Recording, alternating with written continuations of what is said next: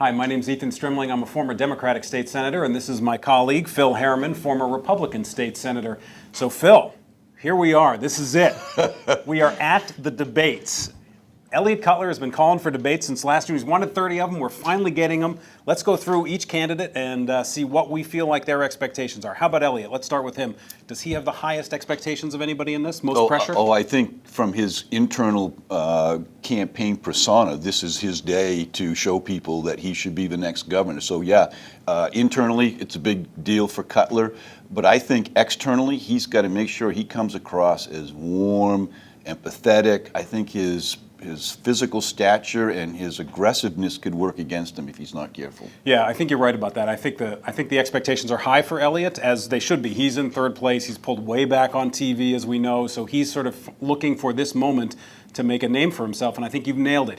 He's definitely smart. He's very creative around policy. Yeah. I think the issue is he warm enough? Does he understand what regular people are going through? That's going to be his big burden to overcome at this point. Now we got your man, Mike Mishu. This is his chance. Southern Maine, Chamber of Commerce, downtown Portland. What's he got to do? Well, look, this debate, I don't think most of the pressure's on him. I think what he has to do is he's got to be clear, he's got to show leadership, but most importantly, he's got to be cool under fire, right? This guy is going to be the #1 target. Elliott's trying to knock down Mike so he can get his votes. Paul LePage is trying to keep Mike down so that he doesn't get higher than him any higher than he already is. So for Mike Mishu, show leadership. I think he's already got the value that connects with working people, but be cool under fire. He's going to be #1 target. Yeah, I got a little different take on that. I think Mike is well known. He's well liked. Who doesn't like Mike Mishu?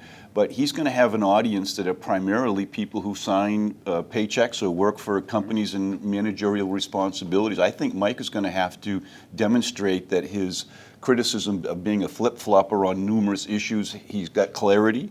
And second, he's got a label of being anti-small business, very big pro-union labor. How is he going to communicate so that the private sector business owners in the greater Portland area see him as an advocate and not a threat?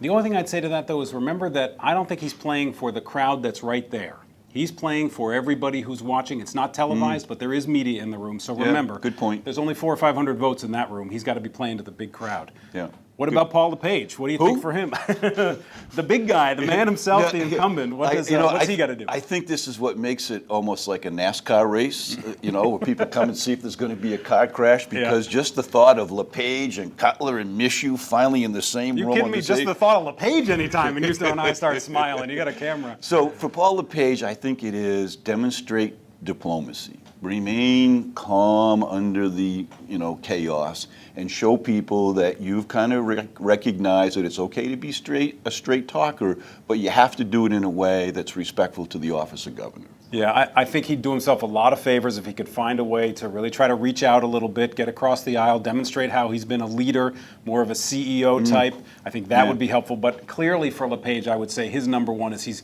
he can't. You don't want any headlines tomorrow about putting your foot in your mouth. That's the issue for him at this stage of the game. Something you never do, by the way. Oh, thank you. Very kind of you.